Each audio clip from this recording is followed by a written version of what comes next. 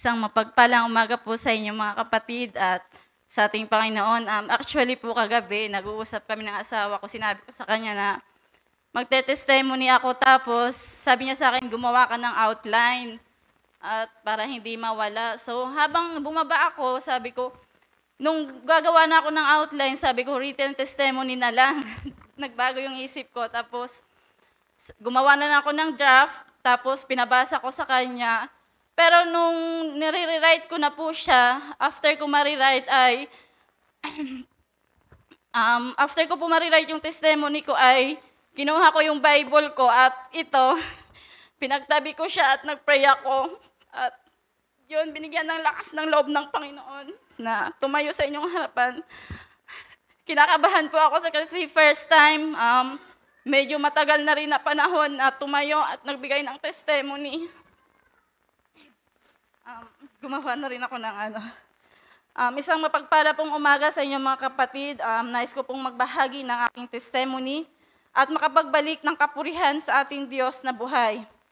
Una po, nagpapasalamat ako sa Panginoon sa kabutihan niya sa aking pamilya at marami po kaming pagsubok na pinagdaanan at pinagdadaanan. Andyan po ang mga kahinaan na patuloy po namin na pinagsisikapan pagtagumpayan sa tulong ng Panginoon. At salamat po sa habag at biyaya niya sa akin personally at sa aking pamilya na kaya po kami nakakapagpatuloy. Ito ay dahil sa kanyang biyaya na binibigay niya sa amin. Pangalawa ay, kinakabahan ako. Pangalawa ay nagpapasalamat ako sa Panginoon sapagkat nagkaloob siya ng higit na maayos at maginhawa na bahay panambahan po natin mga kapatid. At naalala ko po taong 2016 nang mag-fasting ako at hiniling sa Panginoon na magkaroon ng kahit papaano ay maayos na church building. Upang maranasan din po, nakapag-Saturday pa lamang ay nakapag-set up na lahat.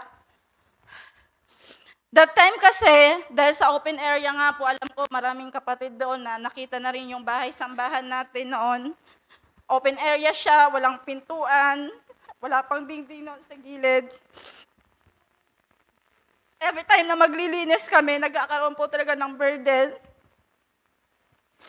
sa puso ko at naging burden ko po talaga yon. At yun yung naging dahilan na nag-fasting ako sa Panginoon. 2016 yung time na nag-decide kami mga sisters na hindi umattend ng camp meeting.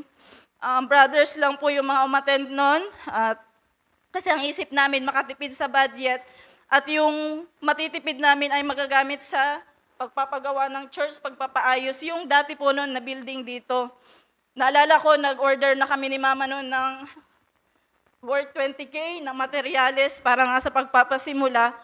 At nung yung mga brothers po nasa camp meeting, nag-fasting ako, pero after po mismo nung fasting ko, kinaumagahan, nakaranas agad kami ng pagsubok.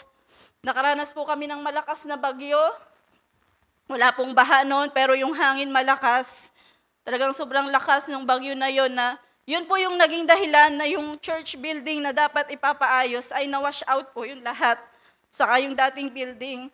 So ang nangyari, pati po yung bahay, nawalan ng bubong yung kalahati. Yung na-order po namin noon ni Mama na para sana sa church, i-convert po yun sa yero. Kasi siyempre mahalaga din yung titirahan namin unang-una. At yung na-order po namin na materialis, kasi nga resibo lang yung hawak namin, di namin pinadeliver. Kinonvert po yun sa yero para maayos muna yung bahay. At yun po yung taon na yun pero nung fasting po yun, hinanda po ako ng Panginoon, kaya nagpapasalamat ako kasi during ng fasting ko po, isa po sa parang kinakagawian ko din yung nagba-Bible cutting, yung parang ipag-pray, tapos kung saan ako dadalhin. At dinala po ako noon sa Book of Job.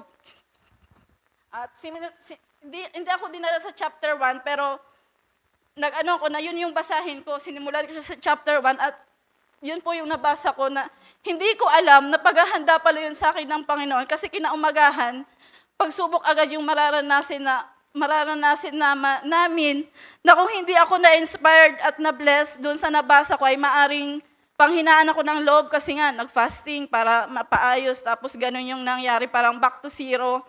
At yun na nga po, na-inspired po ako at papasalamat ako sa Panginoon kasi kahit ganun yung naranasan namin, naging positive po ako. At doon po namin naranasan yung talagang nakita yung greater plan ng Panginoon na sabi ko, higit talaga yung plano ng Panginoon kaysa plano namin bilang tao, nagpaplano, parang pulido ang isip namin, pulido yung plano, nandoon. Pero salamat sa Panginoon kasi nandoon yung paghahanda niya at kaya ngayon po, lubos po akong nagagalak, shortcut ko na lang po. Dumaan yung mga panahon na nakita po yung provision ng Panginoon sa gawain natin, hindi siya nagkulang. At kaya sa Kanya ko po talagang ibinabalik ang lahat ng kapurihan sa mga bagay na ito.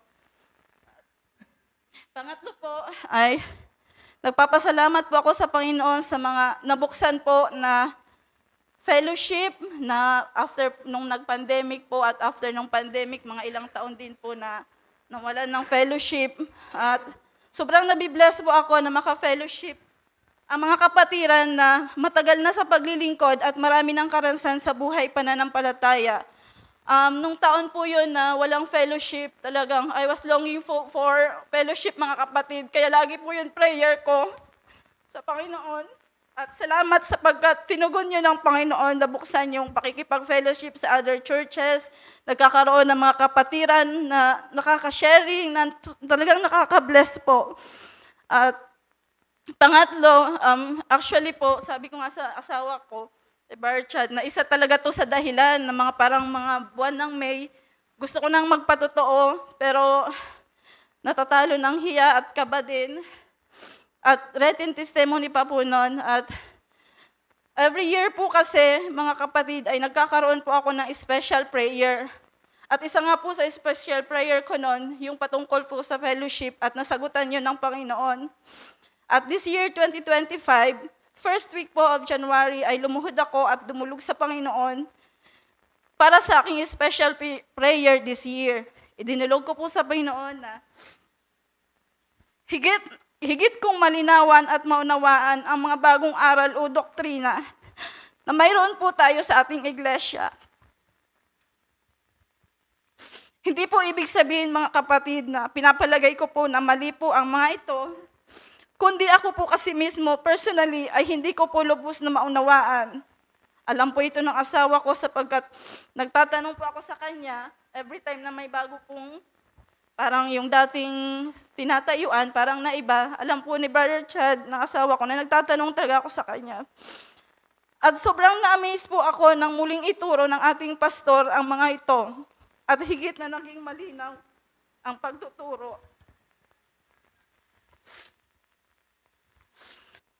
Una pa lamang po ay binigyan pansin po ang ministry ni Brother Branham. Alam ko po, naaalala po natin yon. At ang mensahe sa huling kapanahunan. Sunod po ay ang patungkol sa fivefold ministry, sinundan po ng tithing, at sunod po ang patungkol sa baptism of the Holy Ghost. Sobrang nagpapasalamat po ako sa Panginoon dahil andun po agad yung katugunan niya sa mga bagay na idinulog ko sa Kanya, na sabi ko nga po, special prayer ko po yun, bagamat 2024, every time na may nabubuksan, talagang sinasama ko na po siya sa prayer, pero dahil nga po nakagawian ko na magkaroon ng special prayer, this year po, yun po yung idinulog ko sa Panginoon.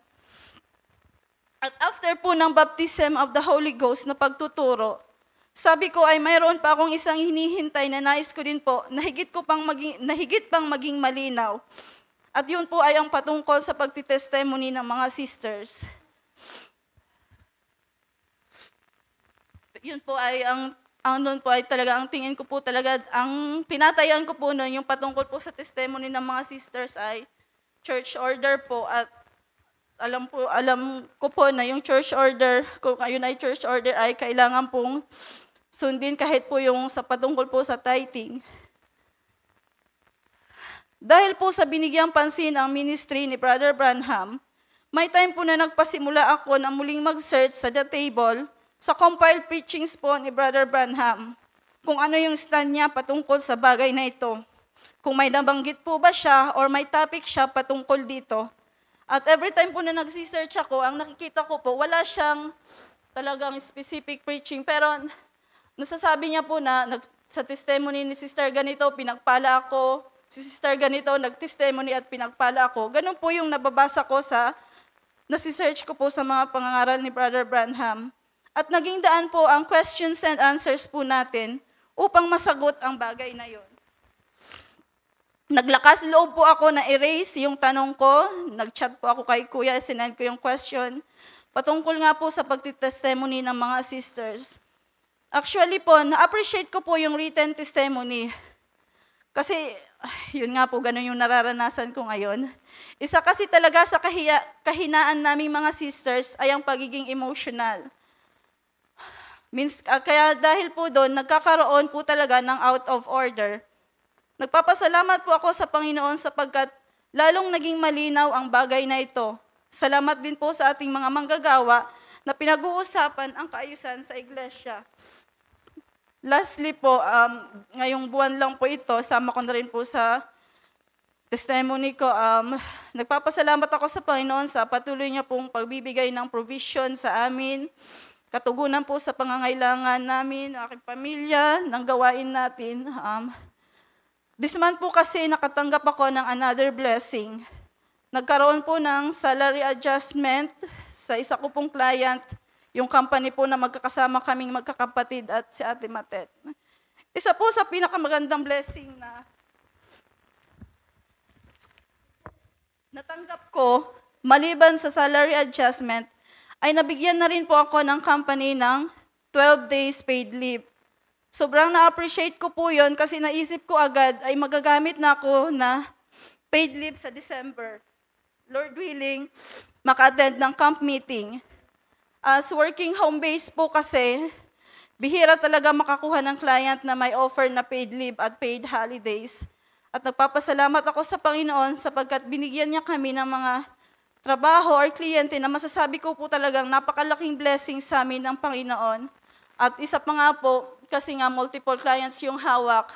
Yung isang client, may paid leave, pwede kang mag-leave, pero may isa kang work, magkakaroon pa rin ng conflict. At salamat sapagkat yung work po naming mag-asawa, mga kliyente po namin ay magiging, kung loloobin pa ng Panginoon hanggang December ay malaya na po kami sapagkat nagkaroon kami ng mga ganong benepisyo. At nalalaman ko po na ang lahat ng ito ay ang Panginoon ang nagkaloob sa amin. Kung kaya sa Panginoon ko po ibinabalik ang lahat ng pasasalamat. Yun lamang po mga kapatid, sa Panginoon po mauwi ang lahat ng papuri at pagluwalhati at siya lamang po ang may taas.